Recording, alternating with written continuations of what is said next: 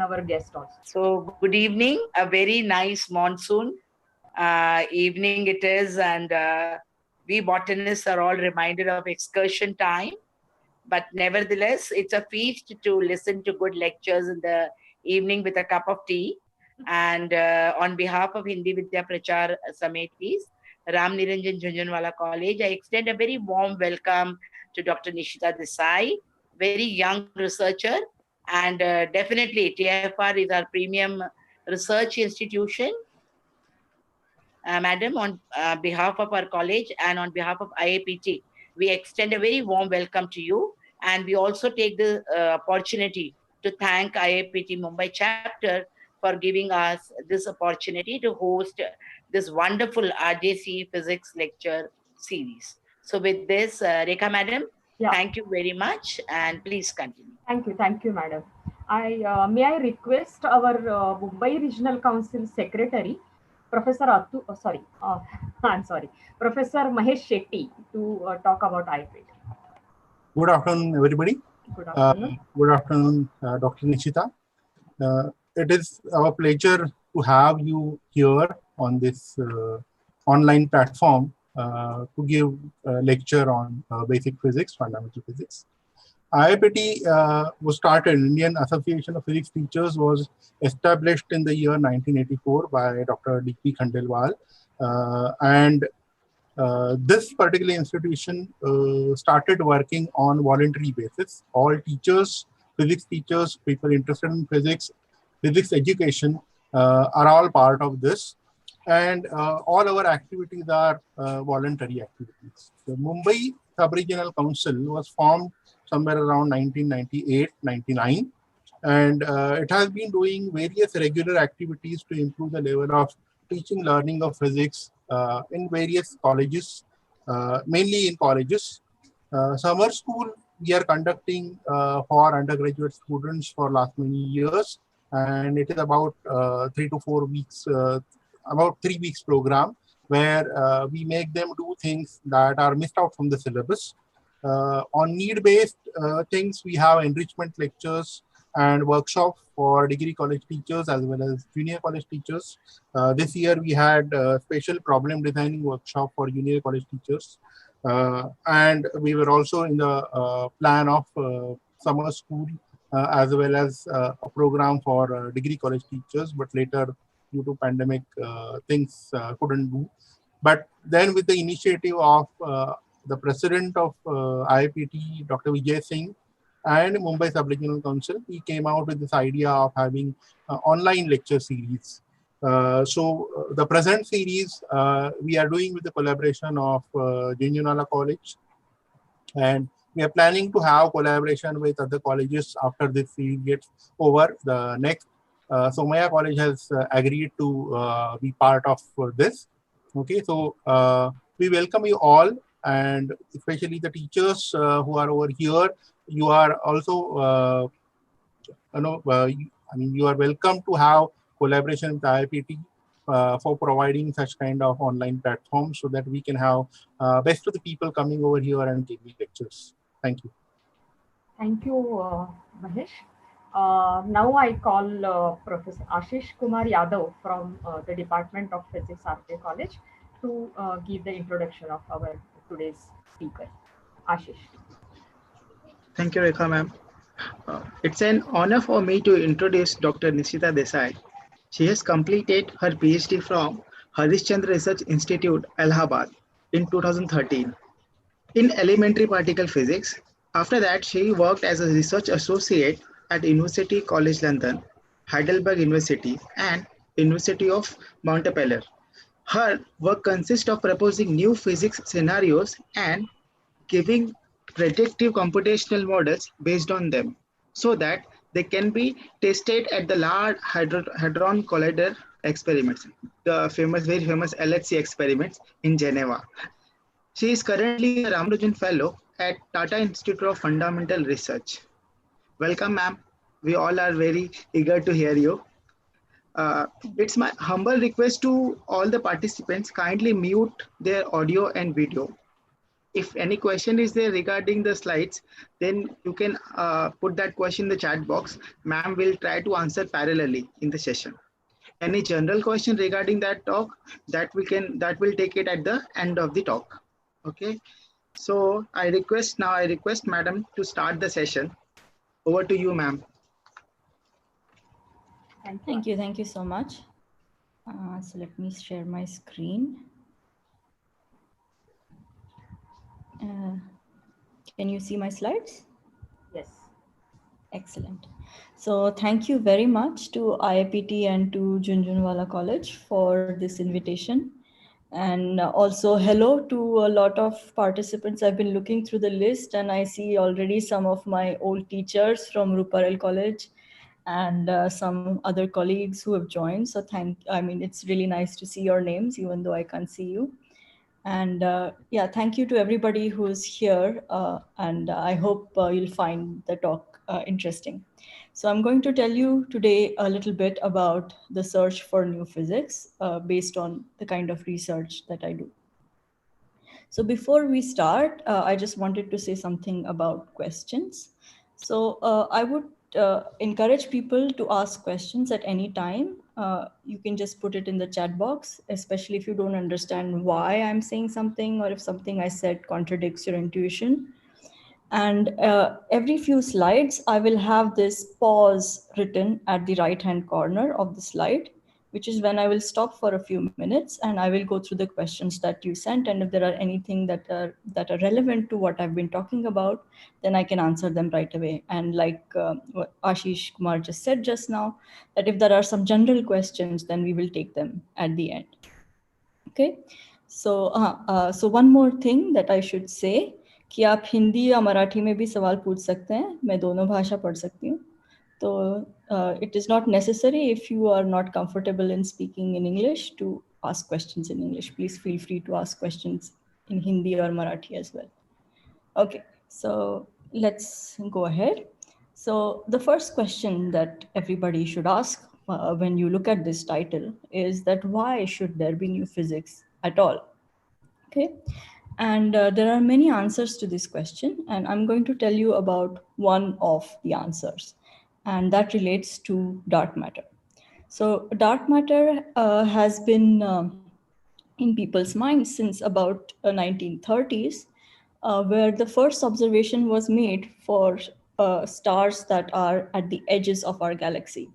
And we all know from calculation, just from simple Newtonian mechanics and gravity, that you can calculate the escape velocity based on the mass of the object that is providing the gravitational attraction. So if you calculate the mass of the galaxy based on the number of stars that you see, and if you calculate what the escape velocity is, then you would expect that all of the stars that are moving around should have the velocity smaller than the escape velocity, because otherwise they would just fly out, right? Unfortunately, or fortunately, that does not happen at all. In fact, what you see are these yellow and blue blobs. Those are actual observations. On the y-axis, you have the velocity, and on the x-axis, you have the distance from the center of the galaxy.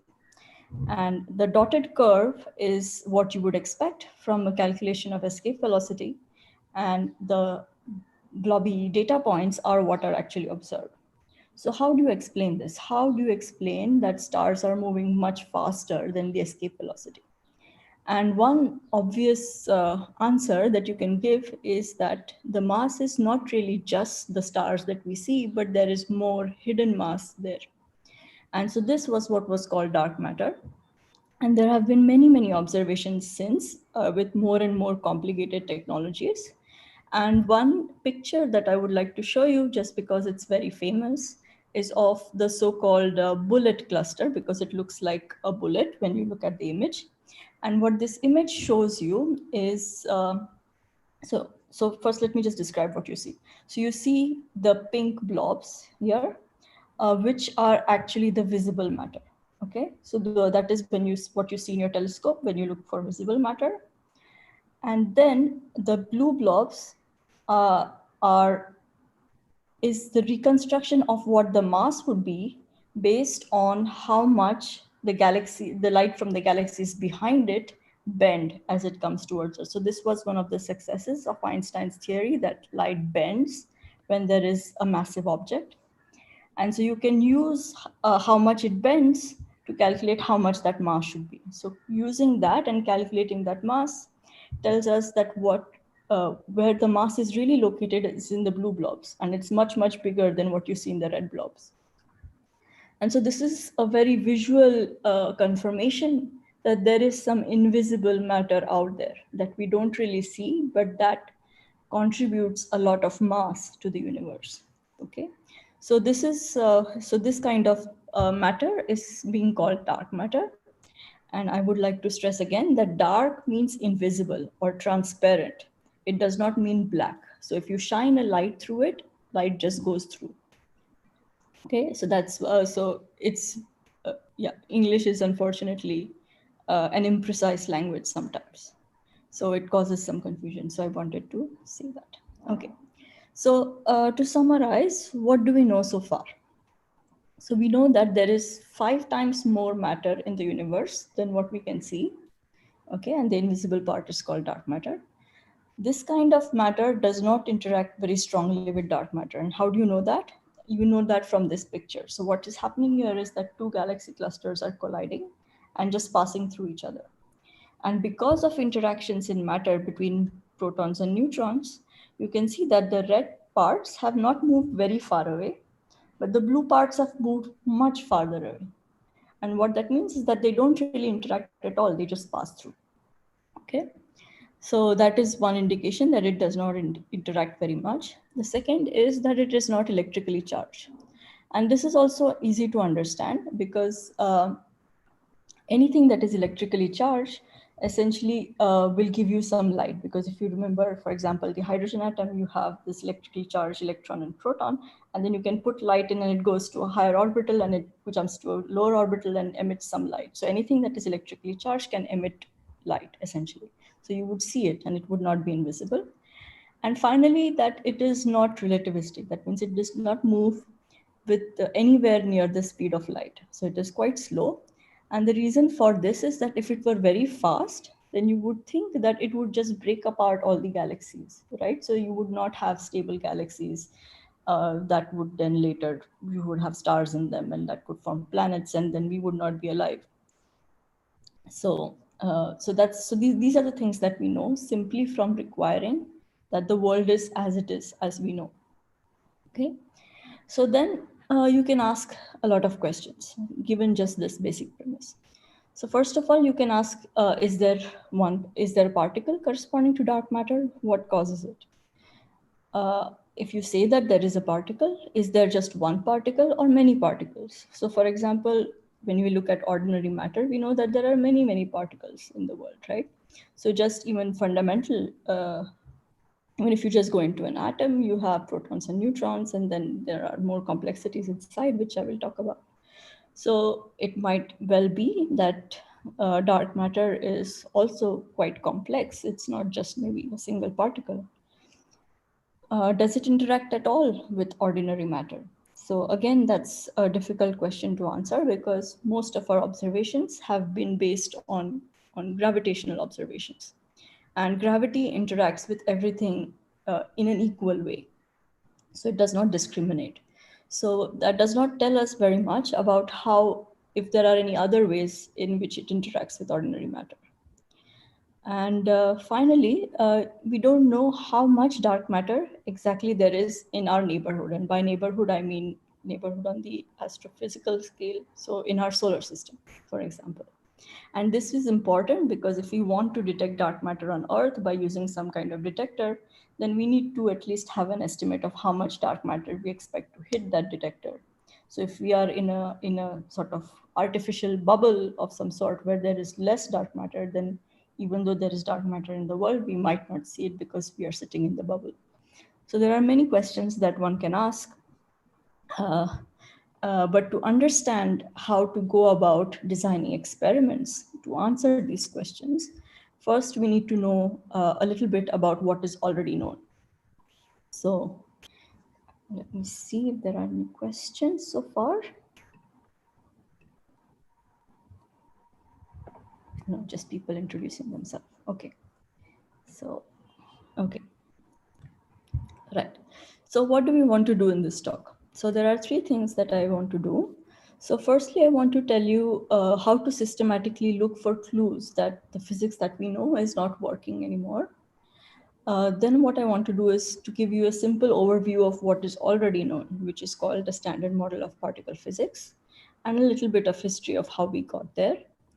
And then finally, I want to address the question with which I opened, which was how to find dark matter. Okay, so let's start. And while doing this, I'm going to use the word theory a lot.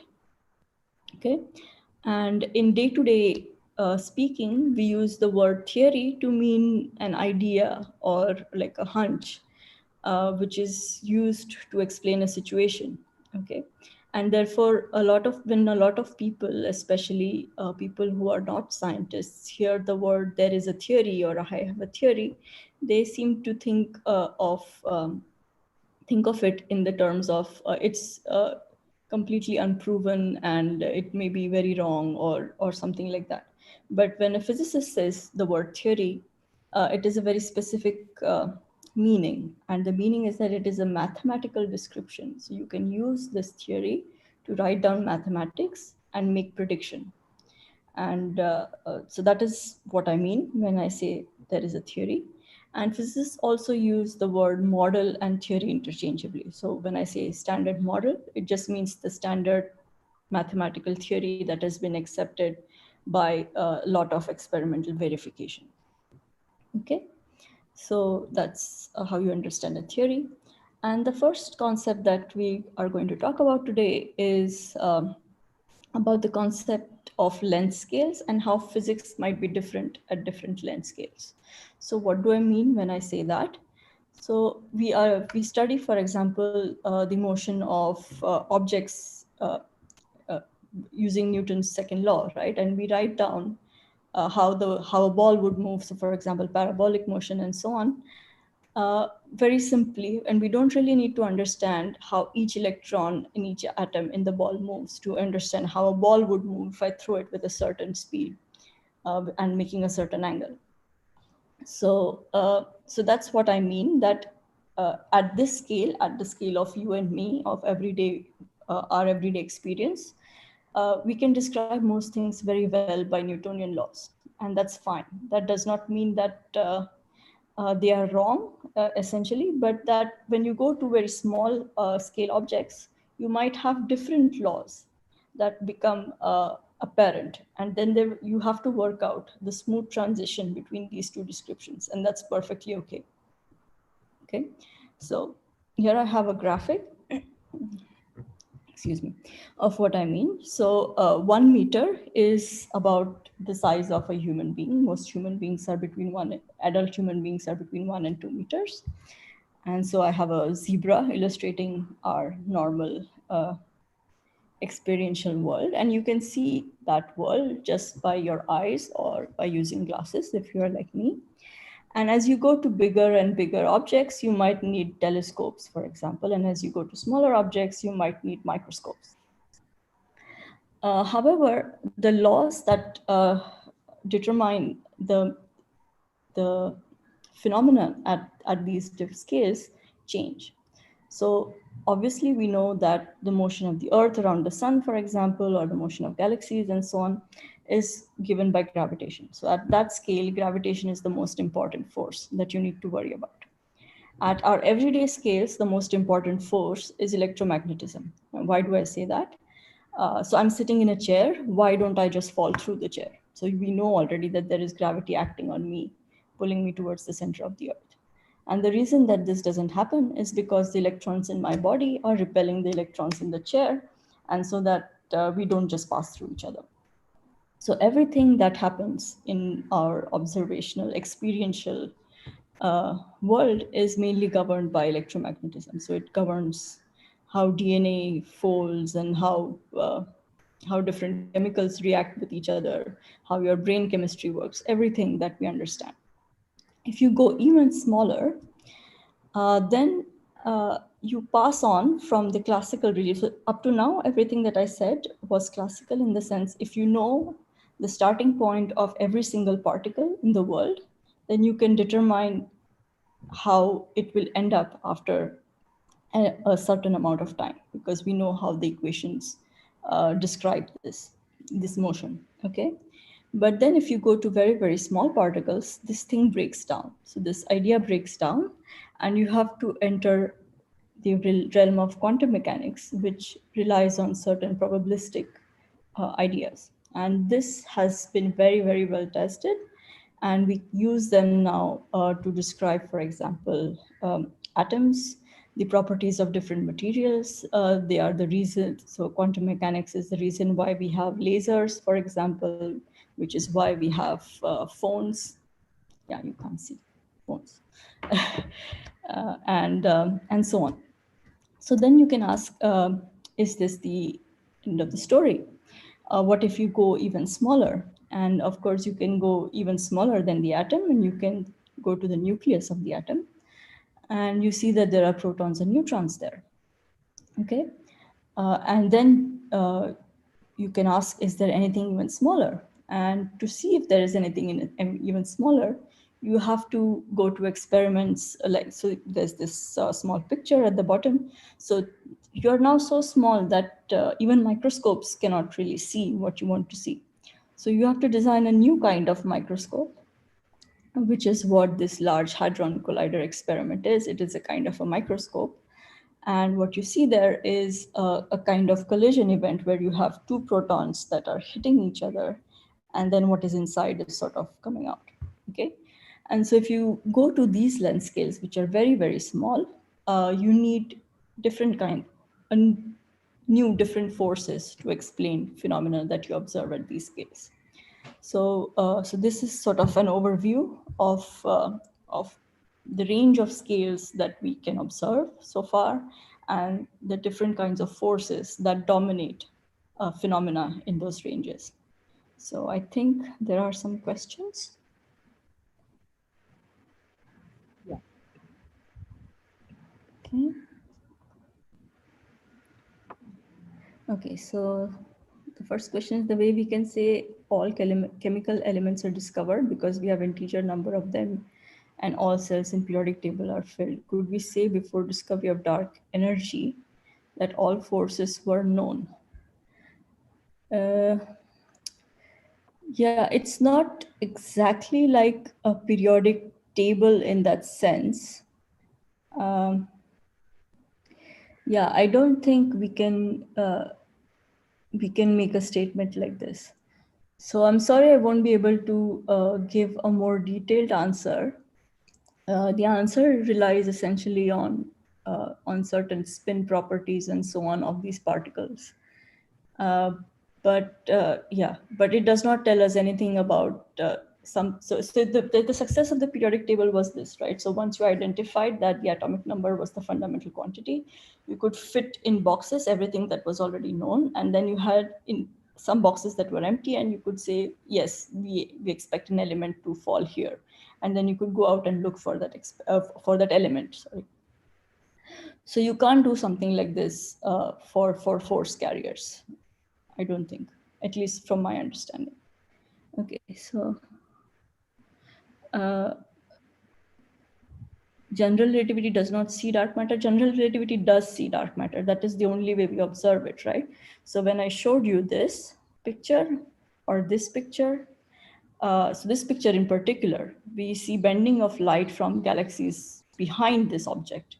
So you do see, so that is entirely only because of general relativity. There is no bending of light in Newtonian relativity.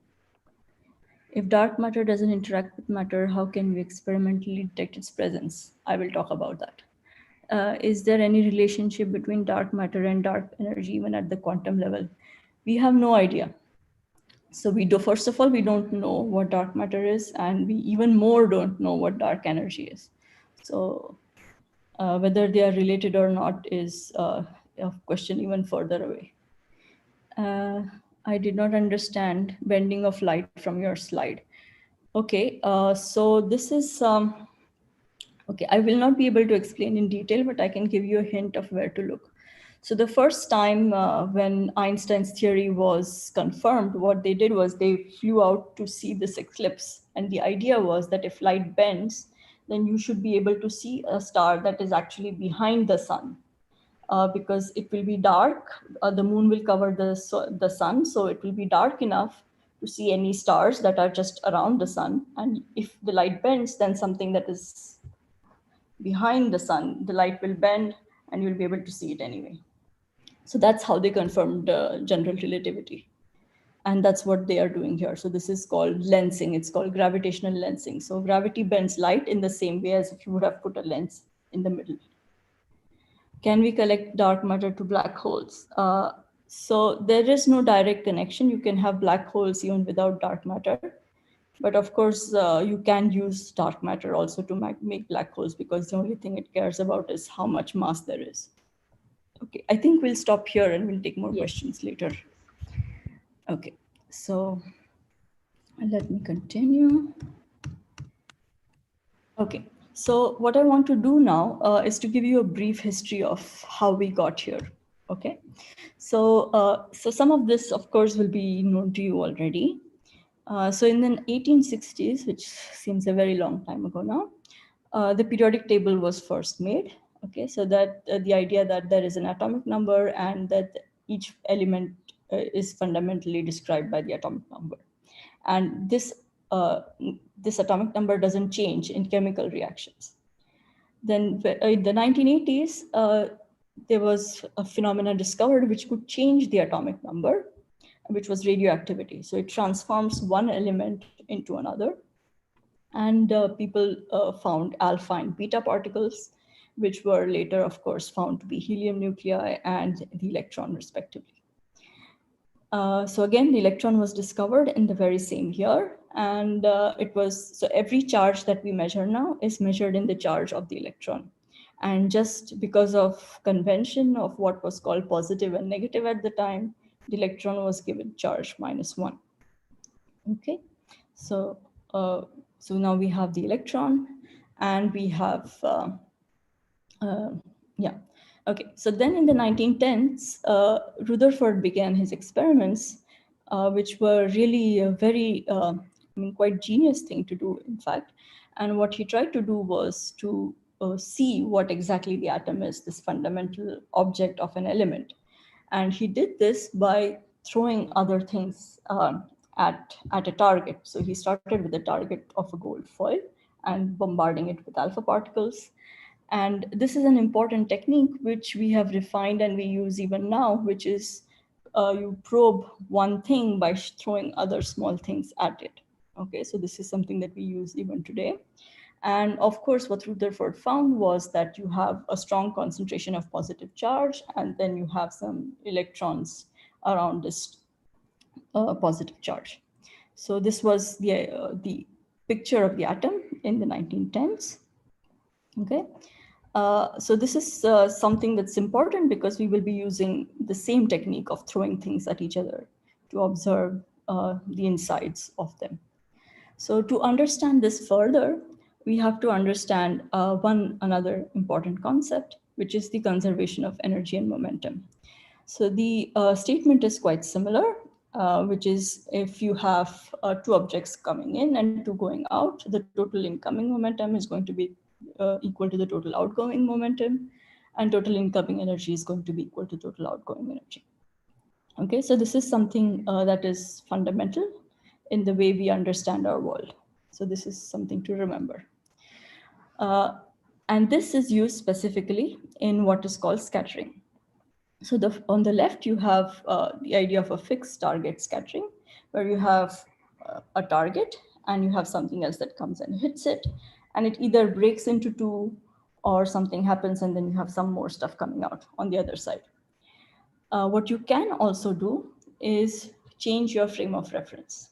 So what do I mean when I say that? So if you, if you remember, we studied this quite in detail about how laws of physics don't change if you move with a constant velocity with respect to whatever you're observing, right? So if there's So if there's an experiment being conducted in a train, then you will see something going past you. But if you are on a bicycle riding alongside the train, moving at the same speed, then from your perspective, it will be stationary. So that's what I mean by change of reference. And you can look at the same fixed target experiment in a different frame of reference, which is called the center of momentum frame. And it's particularly chosen so that the momenta of the two particles that are coming in are exactly opposite. And so this has the very nice property, of course, that the two momenta of particles coming out will also be exactly opposite.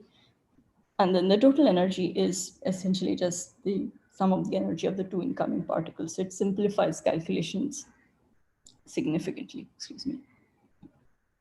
Okay, so what is this scattering useful for? So the way we quantify things in particles physics is by using this idea of cross-section. And this idea is, again, very simple to understand if you look at it geometrically. So suppose you have this circular object and you're hitting things on this circular object. How many of these objects will be actually hitting, or will find a deviation? Okay, and the answer is simply, if you take a cross section of this object, whatever the circular area there is, right? So if the radius of this object is r, then and you have n number per unit area hitting, then you can easily calculate just by multiplying the area of this object how many collision events there will be. So this area is essentially called the cross section. However, if this object is charged and whatever is hitting this object is also charged, then it will be deviated even though it doesn't physically hit this particle. And what this tells you is that if you just look at this, so it appears as if this particle is actually much bigger than it is. So the cross section of interaction is actually much bigger than the physical cross section of the particle. And this total interaction cross section is essentially what we measure in all particle physics experiments. Okay. And then a final concept that we need to understand before going ahead with particle physics is that sometimes when you have these kinds of collisions, so remember again, we are in the frame where both two particles are coming from opposite sides with equal momentum. And sometimes the energy in this kind of collision is exactly right to produce a whole new particle.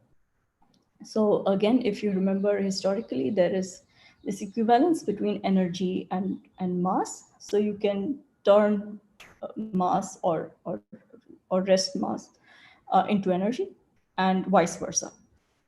Okay, and so sometimes you can hit just the right energy that you can actually create a new particle. And this is called a resonance. And often when physicists talk about discovering a new particle, what they mean is they want to find the resonance in the scattering cross section. Okay, so I think there is one question. Maybe I can take that.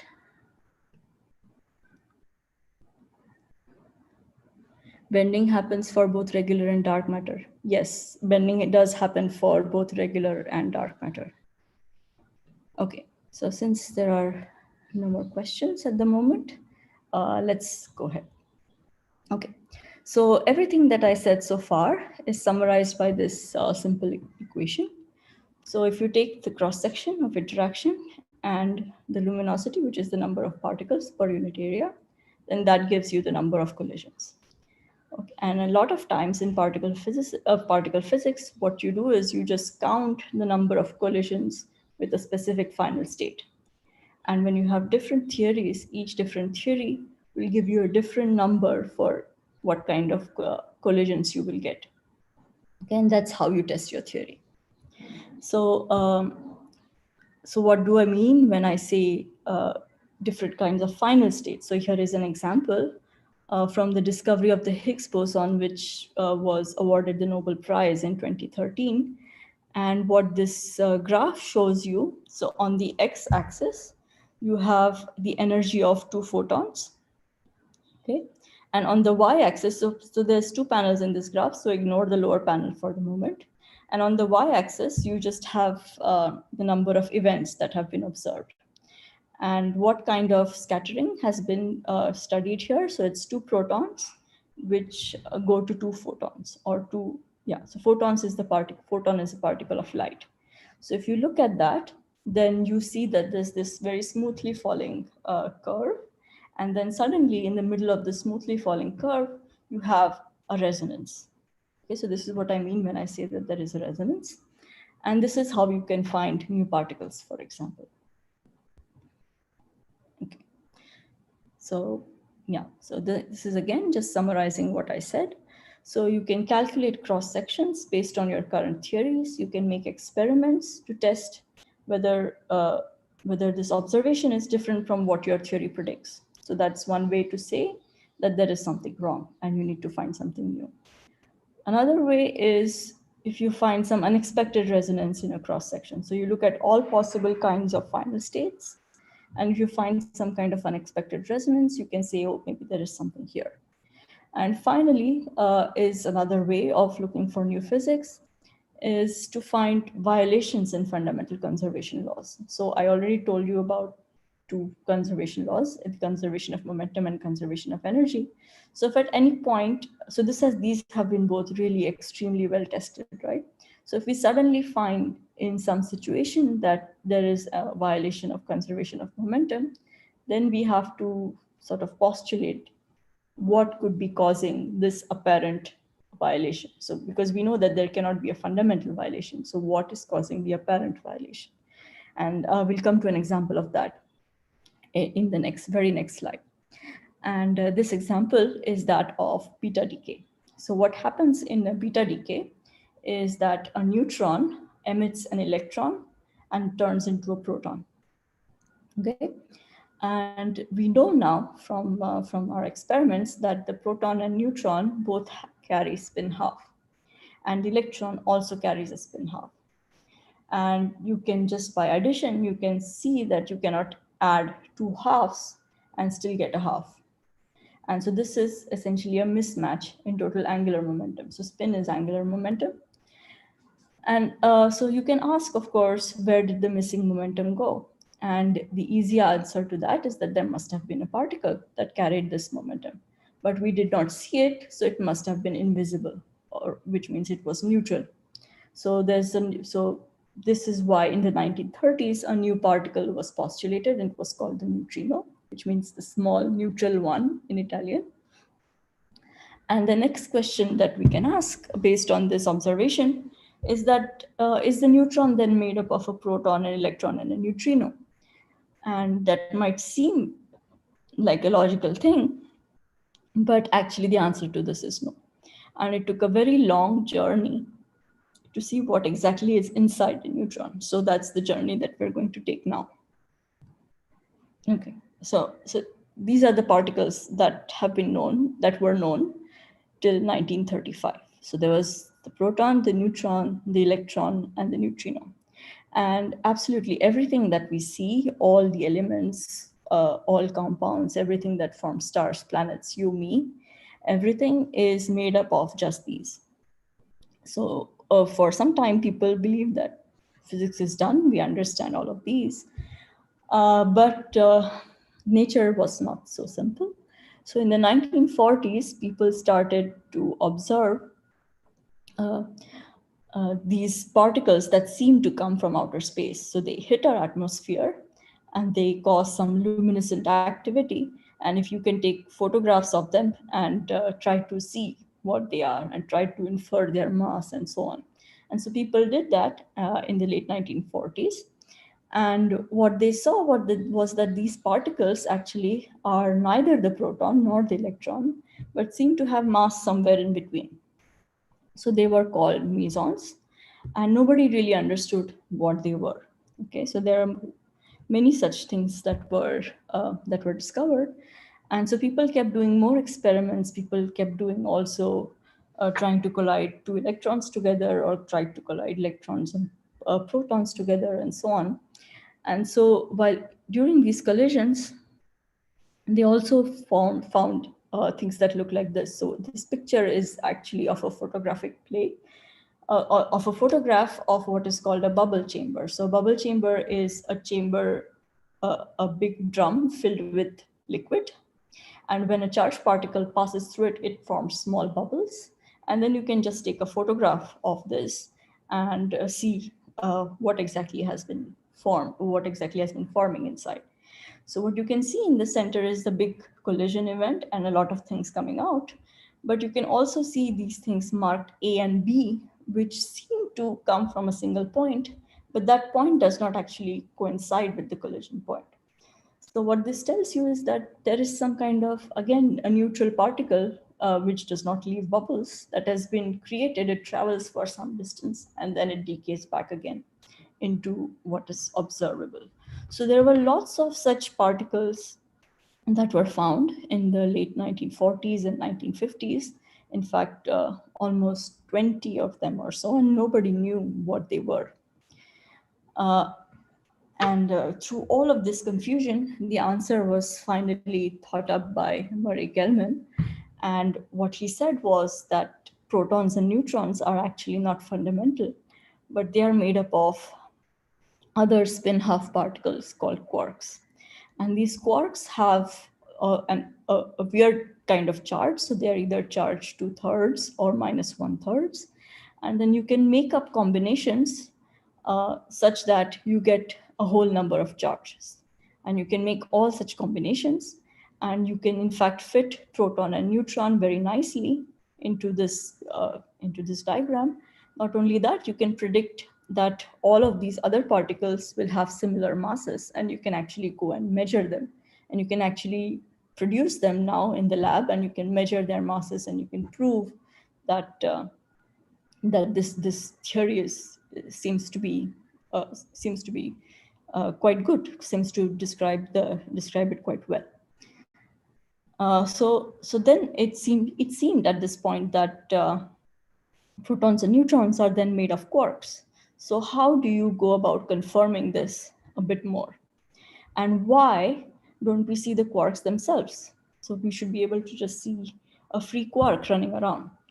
And so to answer that, there was another postulate that was made, which was that there must be a strong force that keeps these quarks confined within these mesons and hadrons. So hadrons are essentially a general term for these states made up of multiple quarks.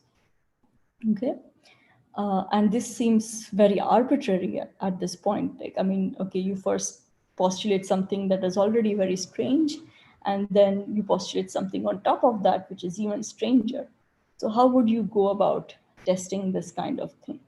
So what then people tried to do was either try to produce these quarks in certain collisions, or try to break apart a proton by firing electrons at it and to measure what kind of quark is in there. And so this is the second kind of experiment. And remember, I showed you the picture that the cross section is proportional to the charge of the guy, right? So we know that the charge of the quark is smaller than the charge of the electron. So if you can measure the cross section against the quark, then you can actually measure the charge of the quark. And this was what was done in the 60s and 70s. And you can actually measure the charges inside and that they come out right. So that's one way to prove the theory. But that was, again, not the end of the story. So like with the neutrino, there was, again, a similar situation where you collide two electrons and you see what comes out. And you can have two electrons that then form two quarks. So remember, both electrons and quarks are electrically charged. So you can have a photon, which is the light particle that mediates the interaction. So you can have two electrons colliding and giving you two quarks. But what they found was not only this, but they found events that showed three things coming out, not just two. So again, so I just said that quarks, you cannot see quarks by themselves. So when you form a quark, it will actually pull out quark-antiquark pairs from around it and will form stable hadrons that because of the strong force. So what you get actually is this jet of particles. So when you produce quarks, you will get a jet of new particles that comes up. So what they observed was this kind of a 3-jet process. And the only way, again, to explain this apparent violation of angular momentum was to postulate a new kind of particle, which is called the gluon. And and this gluon essentially is understood to be the mediator of the strong force. So it is the particle that is exchanged between the quarks to keep them together. So this is now our understanding. So the charge of this gluon, so remember the charge of the photon is our normal electric charge. Charge of the gluon is what is called color. Okay, so each quark comes in 3 colors, which are called just by convention, red, green, and blue. And their antiquarks come in opposite color. Okay, so you can have a red and anti-red, and they make white. Similarly, green and magenta make white, and blue and yellow make white. And you can also have hadrons like the proton, where you have 3 quarks together. So you have 1 red, 1 green, and 1 blue, and together they make white. So this is again a nice solidification of this idea of Kelman that we talked about, where you have the strong force such that your final object is always uncolored, is always white. Okay. And remember, of course, that these labels, red, green, and blue, are not actual colors.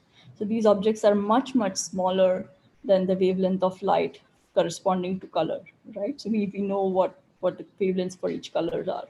So these are much, much smaller.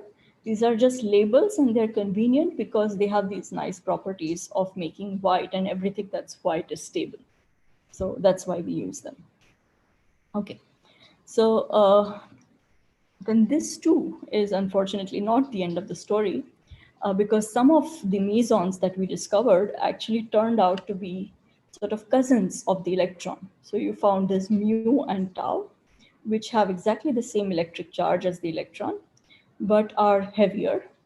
And we also found cousins, so we had up, down, and strange, but we also found 3 new quarks, which are named charm, top, and bottom. And all of the particles, all of the matter particles that we know now form these nice 6 and 6 structures. So you have 6 quarks and 6 leptons. So leptons just mean light ones. So they're called leptons. And they can be arranged nicely in what we call generations. So there are 3 generations. The first generation, up, down, electron and electron neutrino, are essentially what make up the world as we see it, our everyday world. So up and down obviously make up protons and neutrons. So up, up, down is a proton, up, down, down is a neutron. And so just the first column makes up most of our world. So then what is the purpose of 2 other generations being there? So yeah, we don't really understand this. So this is another open question that exists. So I see there are a lot of questions. So let's stop and take them. Okay. When we talk charge, we say that they are quantized. How come fractional charges exist then? Yes, so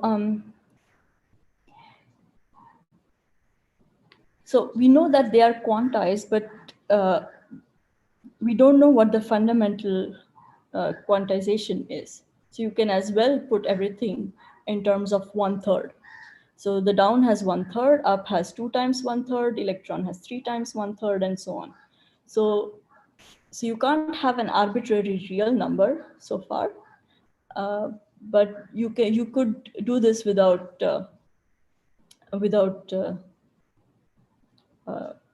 inconsistency, without being inconsistent. Okay, so next question. Yeah. Okay, so this lasers thing I will do later.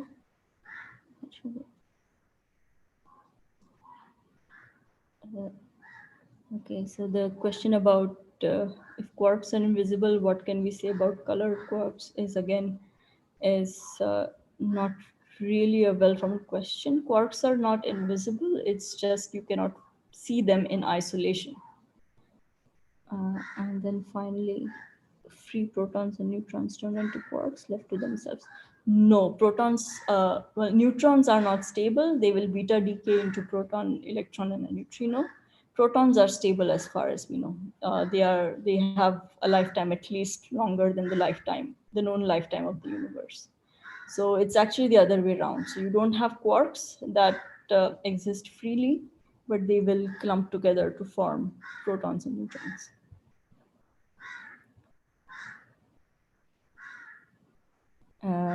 Okay, then we had, can we detect dark matter particles by scattering of very high energy particles? Absolutely, I will talk about that in a minute. Will you explain what is meant by scattering cross section? Okay, so this was a repetition. So let me go to that slide again. Okay. So what I mean is simply this, that if you have a number of particles per unit area hitting an object, then the number of particles that will actually hit the object as opposed to just passing by is just proportional to the area of the object that is perpendicular to this direction of hitting, right? And that is traditionally known as the cross section. So cross section is just the geometrical area which will be hit if you hit it with other things coming. Now, if you have charged object and charged things hitting it, then of course you will have deflections even though it doesn't physically hit. So the apparent cross section, that is the area that looks like is being hit, is going to be larger. That is what I mean by cross section. Okay.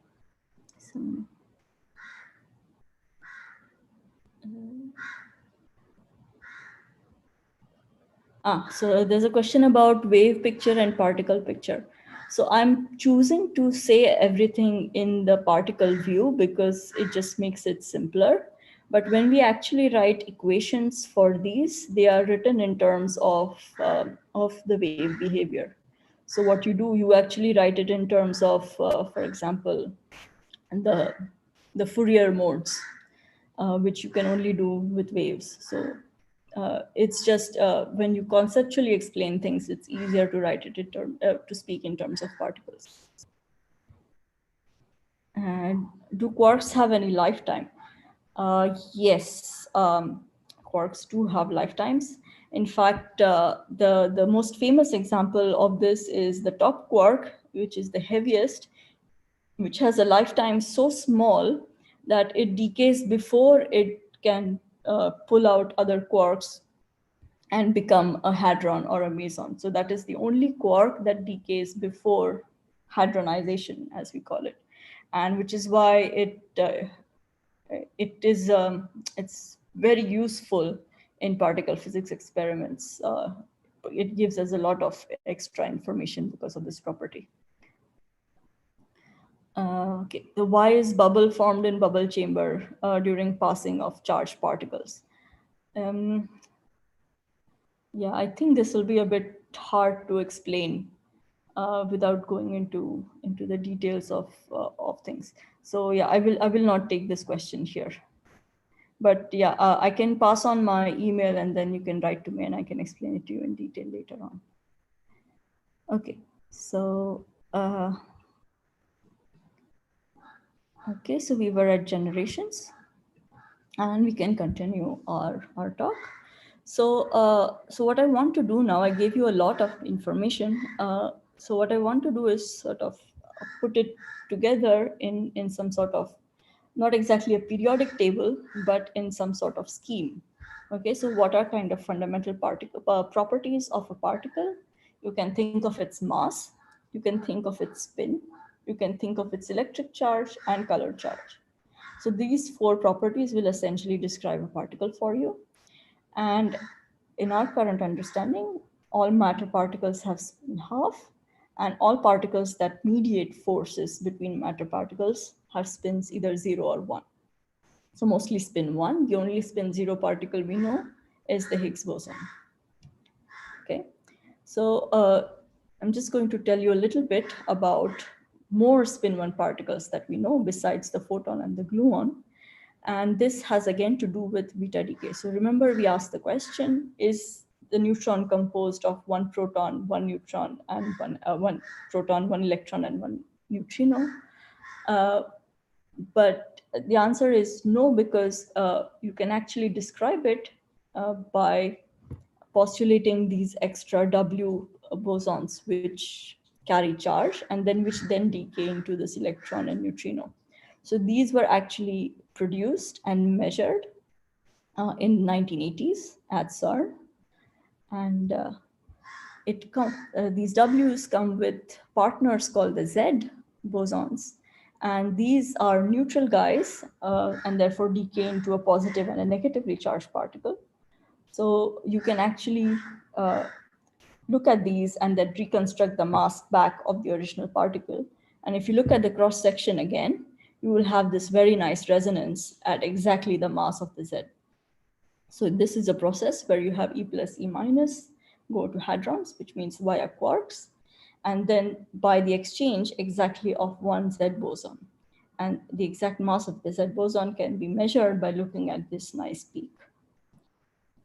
Then the final ingredient of standard model, aside from these two, is the Higgs boson that I was just mentioning. And that has to do with the idea of symmetry breaking. So you will have heard a lot of times in the news that Higgs boson gives everything mass. So it is a particle that is responsible for giving mass to everything. But nobody really says what exactly it means. So I won't be able to explain again with mathematical detail, but I will try to give you an intuitive idea of what that is. And for that, we have to sort of understand an analogy with magnetism. So when you have a magnetic material, at high temperature, the spins of all the electrons inside the material are randomly pointing in different directions, and therefore the total magnetization is 0. So if you want to plonk down an electron and move it in any direction, it will basically you will need to expend the same amount of energy.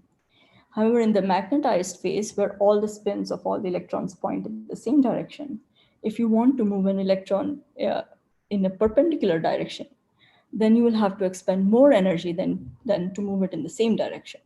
So that's essentially the idea of symmetry breaking. So in the first case, the unmagnetized phase, you had a symmetry in all directions. It did not matter where you went, the amount of energy required was the same. In the second case, you have a breaking of this symmetry. So there's a preferred direction. And this is exactly the kind of thing that happens because of the Higgs mechanism. And because of this preferred direction is what gives mass to all particles. So this last bit, the Higgs boson, was discovered just about 8 years ago now, in 2012. In fact, almost exactly a year ago, it was announced at least on 4th of July, 2012. So, so there are two figures. The first figure I already showed you about the scattering of protons to photons. The second figure is also a very interesting one. So again, the statement that the Higgs particle gives mass to all particles, you can test by sort of plotting the mass of this particle and the interaction cross-section, its interaction cross-section with the Higgs. And you get this very nice straight line. And that sort of confirms that this interaction with the Higgs is always proportional to its mass. So this is a huge confirmation of this theory that was written down in the 1950s, actually, and took a very long time to prove it, to observe it. And of course, we still don't understand everything about this. So this is going to be a major research agenda over the next few years or even decades. So this is our full picture of the standard model so far. Okay, so you have quarks, you have leptons, then you have lots of force carriers, and you have the Higgs boson. Okay, so you will see here that there is not really a particle that can give you dark matter. So you have some neutral particles, so you have the neutrinos, but they are so light that they are always going to be moving at the speed of light. So they don't satisfy that particular requirement of being dark matter. So which is why you might need a new kind of particle. And there are many ways of looking for dark matter. So the cosmological observations and measurements are what we have that say that there must be dark matter around, but we don't have any other complementary proof of what this might be. So there are many ways of going about it. So one is direct detection, where you put a detector on Earth, and as the Earth moves around the sun, you're going to move in this cloud of dark matter in this galaxy, right? So it's like having a wind of dark matter as you move around it. And so what these direct detection experiments do is they try to see when dark matter will hit your detector and have certain signatures. Then there's indirect detection, where what you can do is you can train your telescope in places where you know that there must be dark matter, and try to see if you can observe something unusual there. And finally, you can use collider experiments like the Large Hadron Collider, where you will actually try to produce dark matter in very high energy collisions of protons. So that's what I'm going to talk to you a little bit in the next bit. So skip this one. So what is this Large Hadron Collider experiment? So what you see here is, on the first picture, is the aerial view of the Earth between the border of France and Switzerland, where this huge accelerating machine sits. So there's this huge tunnel inside which you accelerate 2 protons going in opposite directions. And then at 4 strategic points, which are marked on the right-hand side by these 4 names, Atlas, CMS, ALICE, and LHCb, you allow these pipes carrying the protons to intersect and have collisions, okay? And then Atlas and CMS, you will notice, are exactly opposite to each other.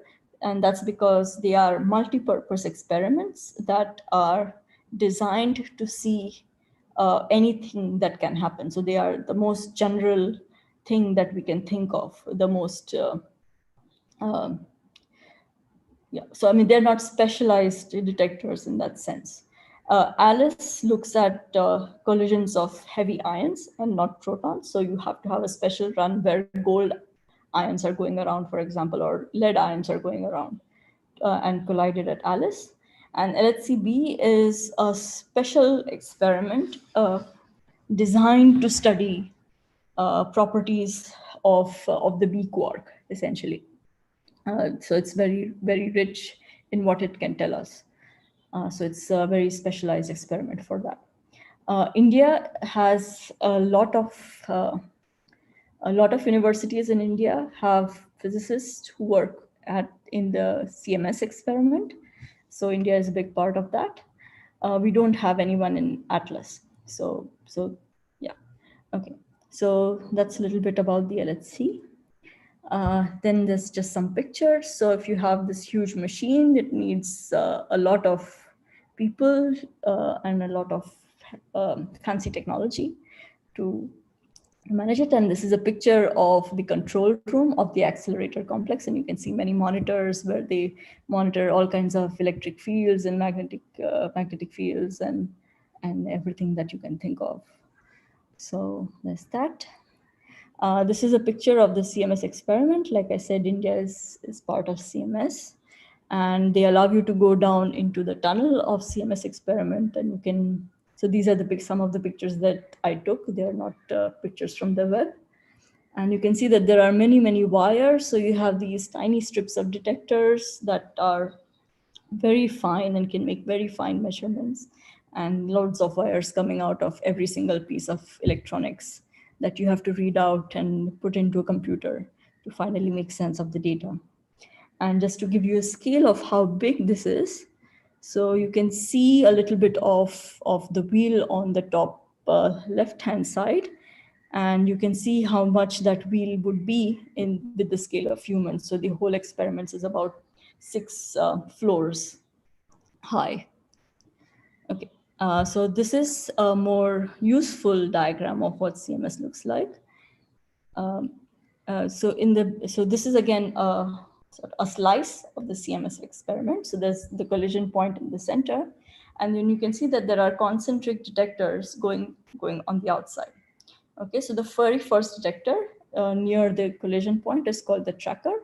So it has this very fine silicon strips, and every time a charged particle hits it, it leaves a signal. So you can actually track where the particle went.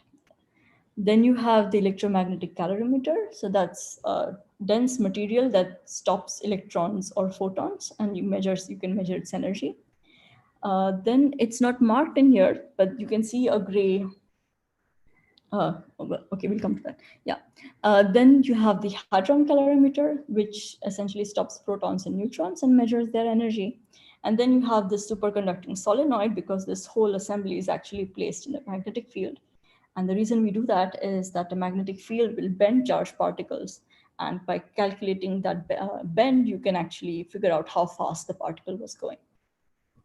And then at the outside, you have, again, these strips of detectors, which can be used to find paths of muons. So this is what a typical detector looks like. And if you have an invisible particle produced in a detector like this, what would that particle look like, you can ask. So this is a typical example of what an invisible particle production looks like. So remember again that we need to have conservation of momentum, right? So what this figure shows is a slice of, so this was just a quarter of the whole circle, and this is essentially the whole circle. So you're in that plane, okay? And so the collision is happening like this from front and back, and then you're seeing what is happening in the horizontal plane.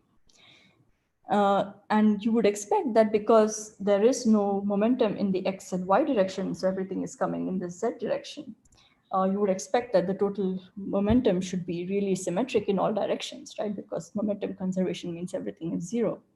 But you see here that all the particles that you see are only on one side of the detector.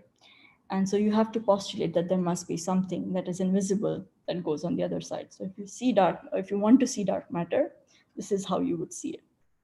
Okay, so yeah, so this is just in words what I was just saying.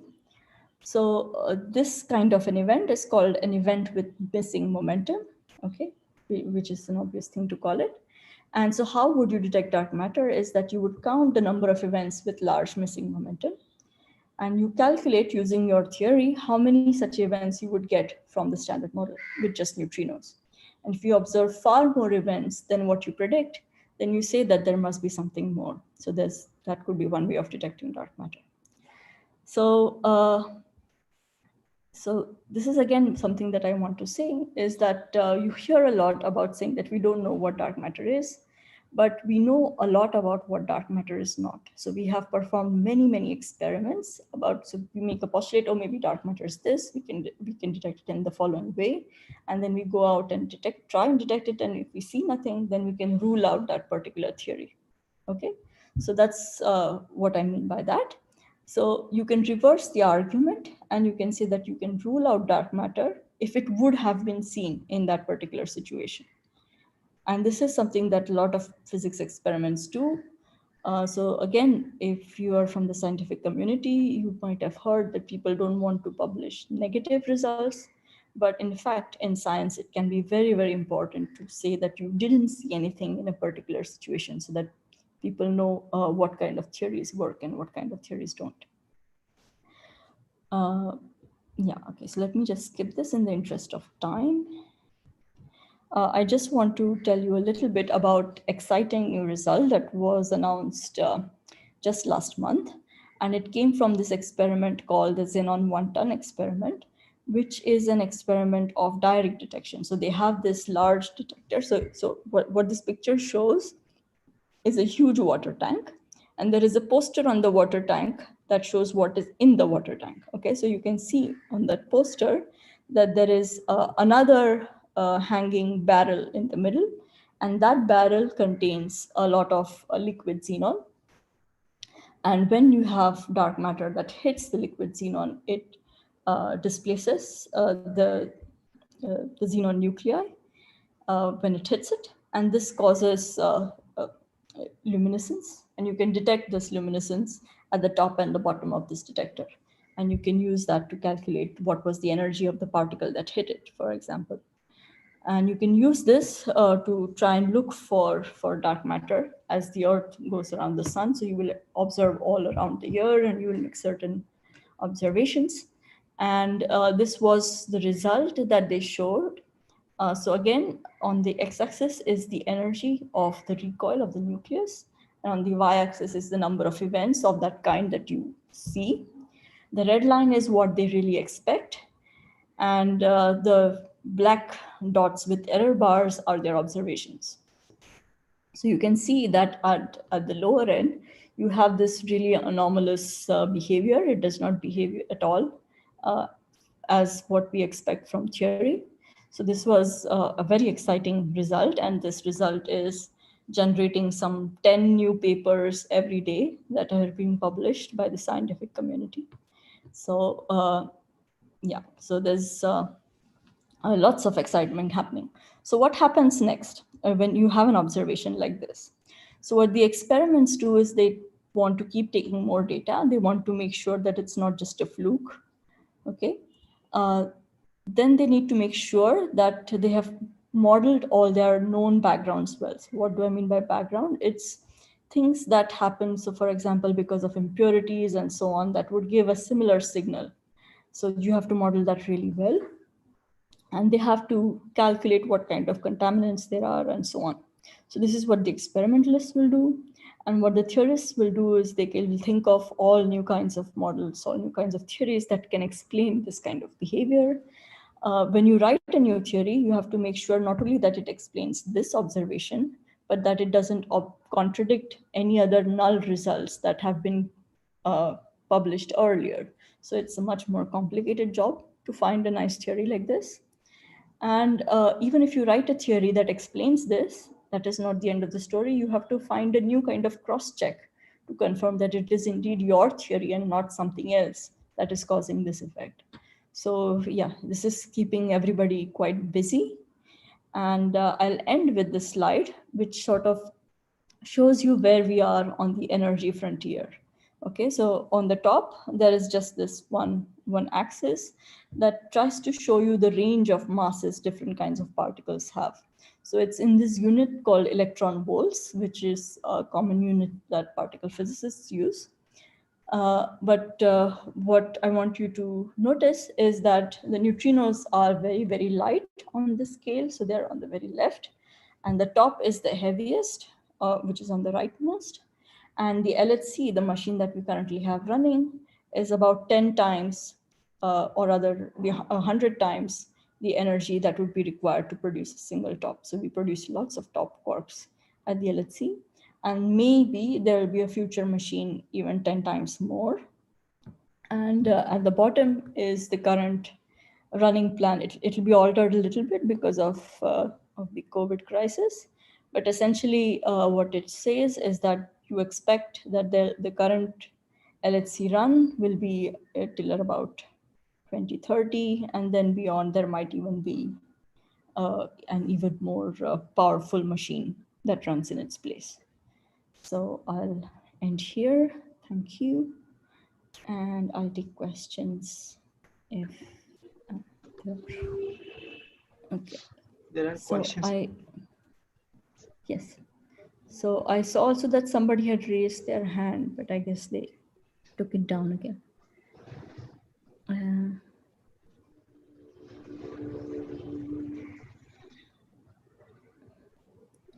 Okay. Ma'am, one question could is you there explain? from, Yeah, go on. Sorry. No. From chat box only. Yeah, I'm reading. Okay. Yeah, so I answered. Till Simran Verma, the next question is Simran Verma. Does annihilation is the only property for particle and antiparticle interaction? Where is that? 454, I mean. 454. The question is the only property for particle and antiparticle interaction. Well,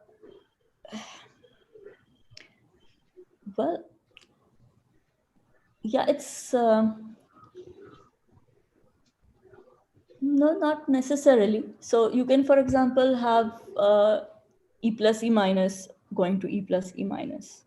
So you don't have to have them annihilate, but yeah, normally that's the most useful process that you can do. Okay, so 459. So next question is 459. Yeah. If due to pairing, there is no contribution from spin dipole momentum, but still due to orbital momentum, there will be net magnetization. So, I'm not sure I understand your question actually, sorry. Yeah, I'm not sure what you're trying to ask. okay. Yeah. Next question is from Sumbam Singh. Can you please explain something about WIMPs and axions as you started explaining dark matter? Sure. So WIMPs is an acronym that stands for Weakly Interacting Massive Particle. And it comes from the, well, no, I shouldn't say observation, but the calculation that if you have particles of mass of around 100 GeV and interaction strength of the order of electroweak interactions, then they give naturally rise to the right dark matter density. So again, so this is mathematically not the simplest to explain just in words, but the idea is that you have annihilation of these dark matter particles into normal standard model particles. And as the the universe expands, the early universe expands, it will freeze out to a certain dark matter density that can be then observed later when we are now alive. So, so this is, yeah, so it's just the idea that this particular mass and the interaction strength of the weak interactions just automatically gives you the right dark matter density, and therefore WIMPs became a very popular candidate to explain dark matter. As for axions actually were proposed to solve a very different particle physics puzzle, and that is again kind of difficult to explain just in words. Okay. But yeah, is there an easy way to explain this? But anyway, let me just give you the particle properties of it rather than explaining the physics motivation for them. So axions would be particles that are of spin 0, of scalars. And yeah, and so they're sort of like the Higgs, but with a slightly different property is that they couple slightly differently to standard model particles. Yeah, I'm sorry, I'm not doing a very good job of explaining axions. I don't know how to explain them in conventional terms. So they're a very mathematically complicated object. Okay, so maybe I'll give it a go again towards the end, so I can. Okay, ma'am. Next question is from Rinku Das. Is dark web is related to dark matter or dark energy? I am not sure what you mean by the dark web. The only context that I've seen it used is in the sense of the internet. That is not, and I'm sure that's not what you mean. So I don't know. Okay. My next question is that, could you please explain the complementarity of dark matter search slide once again? Sure. Okay, so this was the slide that I had. So the idea was simply this, that all the observations are on cosmological or astrophysical observations. And how would you go on observing this particular new particle? There are multiple ways. So I told you about direct detection in some detail later also, where you just place a detector on Earth and you just try to see if there are any dark matter particles hitting it. Then there is indirect detection, which means you don't directly observe dark matter, but you train your telescope on objects that are rich in dark matter. And maybe you have dark matter and anti-dark matter annihilating and giving you some photons, some light, and you can maybe observe that light. So this is an indirect way, for example, of observing dark matter. And then the collider is a way where you actually produce dark matter. So you don't observe dark matter that already exists in the universe, but you produce more of it. Okay, the next question is, can we say that Higgs bosons are actually the quantized manifestation of kind of field which are getting exchanged during the interaction of masses at quantum level.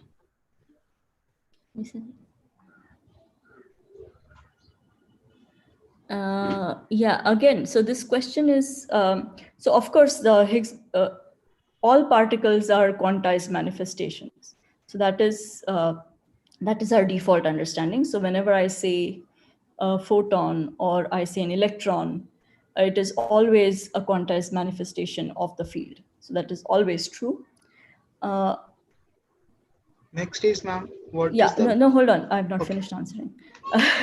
Yeah, so the second part of the question is about getting exchanged during the interaction of masses at the quantum level. So I think, so the question is again not very well formed, but you can put it into a nice way, is that if you have massive particles, then you can in principle exchange Higgs bosons between them. Okay, so then we can go on to the next one. Okay, the next question is, ma'am, what is the main function of CMS? Okay, so the CMS experiment, so I showed you this, this picture of various detectors. And what CMS does is it can observe these kinds of particles. So it can observe the electrons, muons, photons, and it can observe charged and neutral hadrons by the energy deposits they put in the hadronic calorimeter. So any new particle that you produce normally is not stable. So it will decay back into one of these known particles. And by measuring all of these, you can actually figure out what exactly was produced. So CMS is a very general purpose detector that looks for all kinds of stable particles that we can see. Okay. And its function, yeah, I mean, its function is essentially to see observe everything, to make every possible measurement that you can think of. Yeah, go on, please. Okay, next is already answered. Yeah. It's from, how far can we go to lower length scale? Right. So that's a very good question. So currently we are about the subnuclear scales, which is about 10 to the minus 12 meters. The more energy we have, the lower in length scales we can go. So right now there's not much. I mean, we are pretty much at the limit of what we can do right now. With more technology, maybe we can go a little, a few orders of magnitude smaller.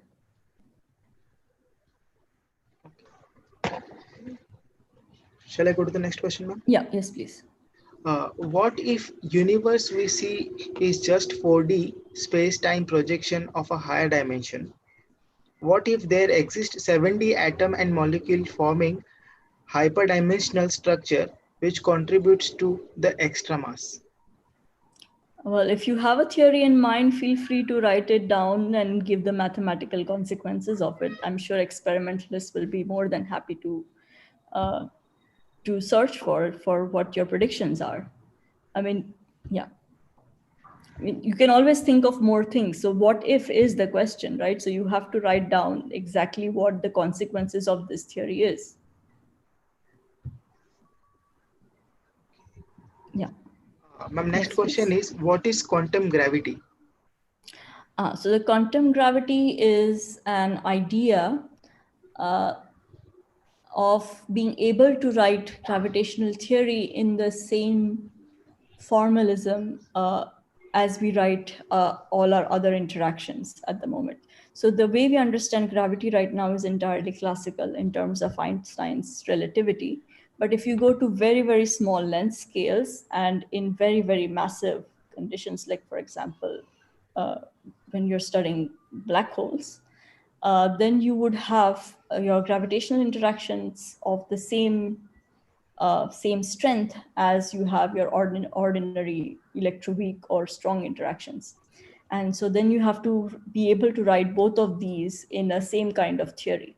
So that's why you would need a quantum theory of gravity. But we don't really have a consistent, self-consistent theory of quantum gravity at the moment. Another question is there.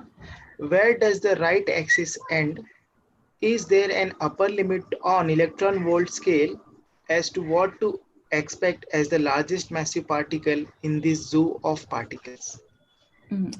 Okay, so we don't know where it ends or whether it should end. We can make certain interesting comments about it. So for example, we can make a comment that there cannot be a fourth generation of quarks exactly like we have 3 generations of quarks, because we've already calculated what the consequences of this would be. And we've proven it wrong. So it cannot be seen. So we haven't seen, I mean, yeah, we've proven conclusively that it does not exist. But other kinds of particles with high mass might exist, and we can still look for them. So that is, in fact, yeah, I skipped some of the slides, but I can show you one. So like the Z boson that I showed you, where you have either electron positron or 2 quark antiquark pair that goes into one new kind of particle like the Z. So if you have a new Z prime, for example, then you can look for that, and you can see in this very nice plot is that they observe the mass that would of this kind of new particle by summing the momenta of the jets that come out. And you see that it agrees very well with our prediction of the standard model over, I don't know how many orders of magnitude it is here. So it's from 10 to the 3 all the way down to 10 to the minus 5. So 8 orders of magnitude. So so people are looking for new massive particles all the time. Yeah, sorry, go on. Is there a possibility of anti-dark matter? Sure, of course. I mean, so again, I think in our conventional in our conventional news sources, antimatter is represented as something very exotic, but it's really not. So I mean, it's just like you have a left hand and a right hand, or it's just the flip side of the coin. Yeah, so it's entirely possible that if you have dark matter, that there's also anti-dark matter. It's also possible that dark matter is its own antiparticle. So that's also a possibility that people are investigating. Another we have set of questions. Yeah. Do we have any clue if Higgs particle give mass to dark matter particles? The first one. Yes, so that's one of the theories that people are investigating, of course. But I mean, we don't have any evidence for dark matter particle observation so far. So we have, again, null results of what kinds of masses and what kinds of interactions with the Higgs are ruled out, but we don't have any definitive yes answer so far. In continuation of that, ma'am, another, if we manage to discover dark matter particles experimentally, where would they fit in standard model? You would extend your standard model to include dark matter. So standard model is basically what it means is our current best understanding of how the world works. So if you understand something better about the whole world, your standard model will just include whatever this new understanding is. Okay. The next is, if we consider extra dimension, can we explain the existence of dark matter as a hypothesis that explain why gravity is weak force by considering the extra dimension? Right. So so there are quite a few extra dimension theories out there. The motivation of writing down extra dimensional theories had nothing really to do with dark matter, but if you make certain extra requirements on extra dimensional theories, you can cook up a particle that can correctly give you properties of dark matter. So that's a possibility, and people are, of course, looking for that as well. Okay. Can we measure the power spectrum of dark matter using gravitational lensing phenomenon? Right. So the power spectrum of matter is already been measured very, very accurately. I don't unfortunately have the slide of this. So if you can just Google matter power spectrum, and you will get so I mean, since most of the matter in the universe is dark matter anyway, when you look for matter power spectrum, what you get is basically dark matter power spectrum. So that's a very, very well measured quantity. In fact, that is the primary reason we believe there is dark matter. So I gave you certain examples that were visual and intuitive for understanding what dark matter, that dark matter exists, but the measurement of the power spectrum is in fact the de facto observation for why dark matter should exist. Yeah. Could you please briefly tell about the recent discovery of 4 charm quarks? Okay. So, so this is, yeah, I wish I had the plot to show you. So yeah, again, so the LHC is looking for new particles all the time. And one of the particles that was now discovered many decades ago is a bound state of charm and anti-charm, and it's named J psi. So in looking for events that had 2 J psis, and then you can again combine the momenta of these 2 J psis to find the mass of a particle that they might have come from if they had come from a specific particle. So you get a falling spectrum, like the slide you see in the background. So there's a falling spectrum in general. And in that particular spectrum, they saw these anomalous resonances in the cross section. So that's how you can tell that there is actually a resonance there with 4 charm quarks in there. So yeah, so that's another new recent discovery that has happened. Okay. The next question is, how does LHC produce antimatter and how is it stored? Yeah. Yeah, again, so you can actually, I think the best way to answer this would be to just go to the CERN website, and they will give you very much a lot of detail about how they produce antimatter and so on. So, I mean, in your collisions, you can, of course, always produce antimatter, and then you can use magnetic fields based on charge to sort of deflect the antiparticles into a particular container and store them again using magnetic fields and so on, so that they don't come into contact with ordinary matter where they would annihilate. So, but I think the best way to go into details of this would be just to Google the CERN webpage for it. The next question is, ma'am, would the composition of WIMPs be in terms of quarks? No, they can't be because, well, okay, I shouldn't say they can't be. So for most cases, it can't be true because, like I showed you with the bullet cluster, it doesn't really interact normally with normal matter. So it just passes through normal matter. So since normal matter is made of quarks, you can't really explain this very easily if dark matter is also made of quarks. Having said that, there is one theory that I know of that postulates dark matter as a composition of 6 quarks and 6 antiquarks, but I have no idea about what the experimental verification of that is. I mean, it's just certainly not the dominant theory that is taken seriously by the field at the moment. So that's all. That's the best I can say about that. Next question is that, is there any fundamental particles after quark? You mean, is the quark made of something more? So again, this is something that is investigated at the LHC, and we have limits about how much. Well, so again, we have null results. We basically haven't seen a positive anywhere. So it's possible, and we've made attempts to see if there is anything inside the quarks up to the energies that we can generate. And so far, we haven't seen anything. So far, our understanding is that the quark is fundamental. Next is, what are the restrictions mathematically that prohibit inclusion of gravity into the other fundamental forces?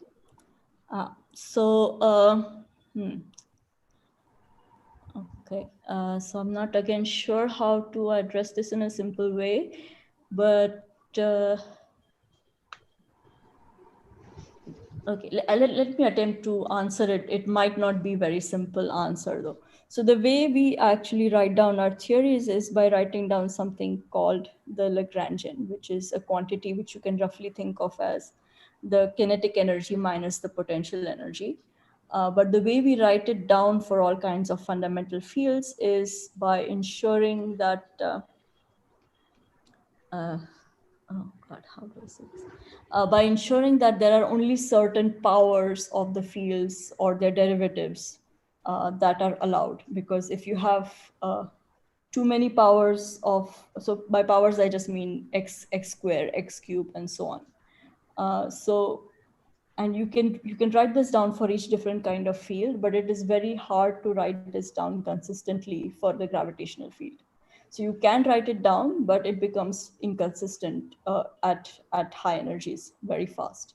So that's why it's mathematically hard. So the official version of this answer would be, it is not possible to write a renormalizable theory of gravity. So that's why we can't unify them. Okay. Yeah, the next question is, using relativistic physics to discover non-relativistic moving dark matter, can you explain how does it goes? I mean, emerging particle must be moving with a high speed. Again, I don't know what you mean exactly by this question, but I guess you're saying that if you produce something at the LHC, it must necessarily move with high speeds. That is not true. So for example, if you have two quarks coming in, each with 100 GeV, then the total energy you have to produce something new is 200 GeV. And if you produce a 200 GeV particle, then that particle is going to be at rest. So it doesn't mean necessarily that everything that comes out is at high speed. It depends on the mass of the particle that is being produced as well. So if you have a massive particle, it will be produced with very slow speeds. So next question is why GTR is unable to be linked to the domain of quantum physics? I just explained that with the renormalization problem. Yeah. Sorry. Okay. Go on. So the next is, how sure are you have detected axioms in the xenon detector? What is the confidence level? So there is nobody is sure at all that they have detected axions in the xenon detector. In fact, there have been several papers that it cannot be axions that have been detected. The confidence level of the mismatch is about 3 sigma.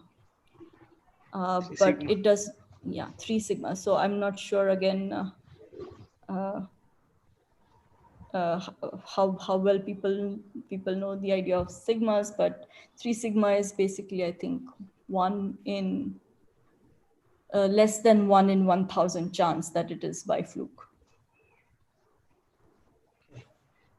Okay, the next question is, ma'am, how the existence of dark matter is experimentally proven? By seeing something in one of the experiments that I just showed you. Okay. So either in the LHC where you produce them and you have a large number of events with missing energy, or if you have anomalous recoil energy spectrum in the direct detection experiment. So those are the 2 ways that you can, for example, see dark matter. Okay, the next question is, ma'am,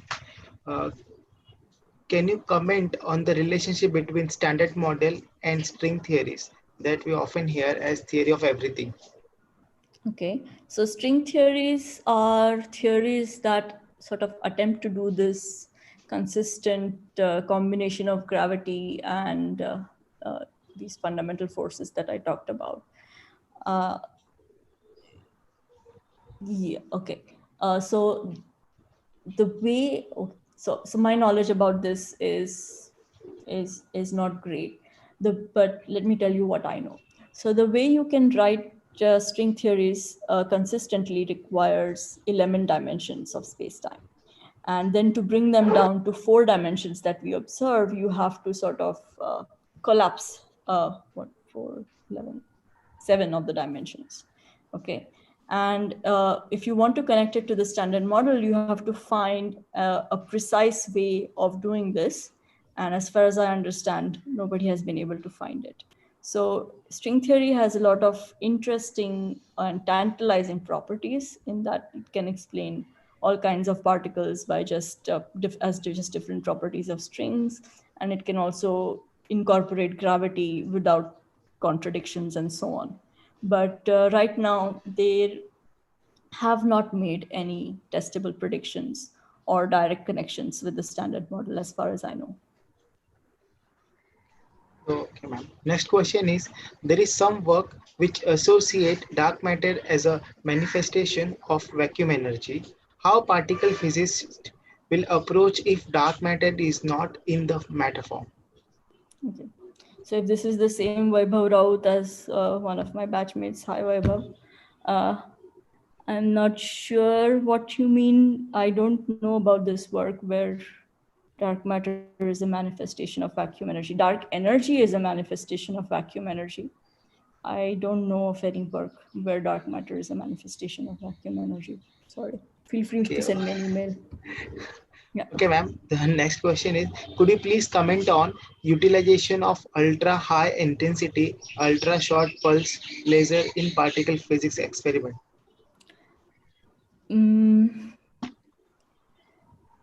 Yeah, I'm not really an expert on this. I'm not aware of how ultra high intensity lasers could be used in particle physics experiments. Sorry. Okay, nice. The next is, ma'am, is string theory connected to search fundamental particle after Cox? So again, I don't think, I don't think that there is any direct connection of the way you speak. Okay. So the last question is, can we conduct experiment on large scale object to study the ordering of neutrino masses? So then this is a question that's completely unrelated to everything that I said in the talk. So maybe I should explain a bit. So there is a problem that we haven't actually measured neutrino masses as such. There are certain experiments that allow us to measure the differences of in the masses of two kinds of neutrinos, and we have two different measurements of this. So we have 3 particles and 2 measurements. So there's 2 ways in which we can fit them. So there's 1, 2, and 3 like this, or you can put it the other way around. And so there are a lot of experiments that go on to measure exactly what this ordering is and so on. So as far as I know, there is no experiment on large scale objects to do this. So the problem with large scale, well, first of all, since neutrinos are extremely weakly interacting, you need a lot of material for them to have at least some probability of interaction. And you need a large flux of neutrinos from somewhere. So normally people either look at neutrinos coming from the sun or neutrinos coming from specific reactor experiments where you can generate a large flux. So yeah, I don't think you can use large scale objects to study this, as far as I know. Thank you, ma'am. Thank you so much for answering all the questions. Now it's Sure. over to Rekha, ma'am. Yeah, Nishita, can you put your mail ID in the chat box so that you participate? Okay. Yeah.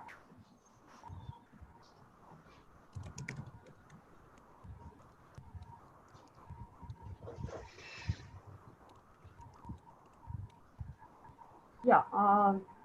Now I call upon Professor Mahesh Shetty to present a vote of thanks. Mahesh. Good evening, everybody. I take this opportunity on behalf of Mumbai Sub-Regional Council of IIPT to thank our resource person for today, Dr. Nishita. I would especially like to mention that your slides are very attractive but simple. Okay, and it was so good to see that many of the basic terminologies you explained very clearly in your presentation, which was actually we were looking for very important but difficult area, but then you started with very simple thing and you developed it very nicely. You talked about certain very basic terminologies like what is theory and model. I mean, and this is something very important for a popular lecture that I understand. and what is scattering, what is resonance, these kind of things. Also, your style of taking questions at regular interval, was very useful, because many times people may keep thinking about a question, and then they might miss out things. So it is very good, and also it keeps people, slightly changes the tone of the lecture, and helps keep people their attention. Your lecture is actually very good example for even teachers, who are attending this. Thank you. Because it is a really good example. Especially most of us are now learning, giving online lecture for the first time.